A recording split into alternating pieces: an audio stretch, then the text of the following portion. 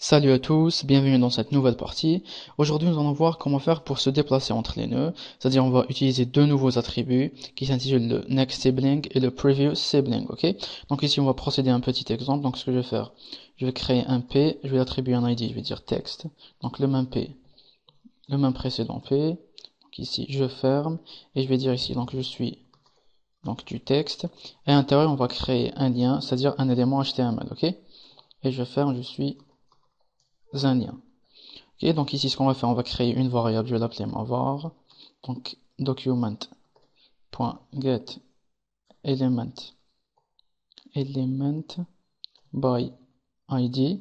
Ok, l'id c'est quoi? C'est texte. Et on va créer une autre variable ici, je vais l'appeler aussi texte. Et je vais dire ici ma var. Point. On va récupérer le first child, c'est-à-dire l'élément textuel, c'est-à-dire je suis du texte.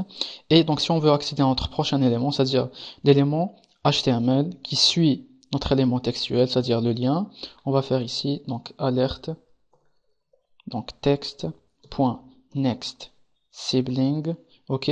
Donc puisque c'est un élément HTML, le node value ou le data, donc ne prend pas en charge les éléments HTML, prend uniquement les éléments donc textuels, c'est-à-dire on doit préciser ici un first child.node value, ok. Donc si j'actualise ici, donc j'ai effectivement, je suis un lien qui apparaît, donc on a parfaitement accédé à notre lien, ok.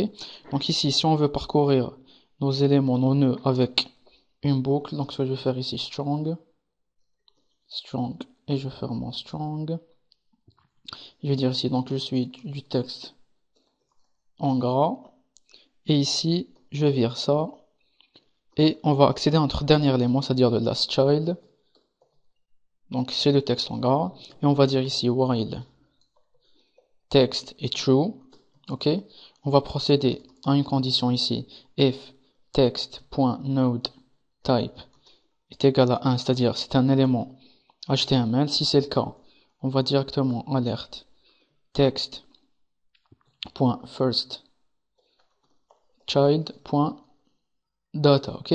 Donc si ce n'est pas le cas, c'est un élément textuel, on va alerte directement le text.node value. Et on va préciser ici, donc puisqu'on a récupéré le dernier élément, on va parcourir nos nœuds, donc à l'inverse, c'est-à-dire on va récupérer le texte en strong, le lien, et donc l'élément textuel, ok. Et ici ce que je vais rajouter text est égal text.previous sibling, ok.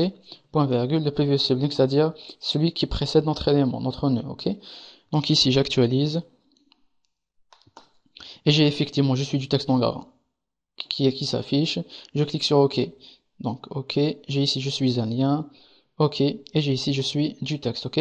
Donc on a parfaitement donc parcouru nos éléments à l'inverse. OK. Donc si vous avez des questions, n'hésitez pas. Donc je vous remercie. On se voit dans la prochaine partie.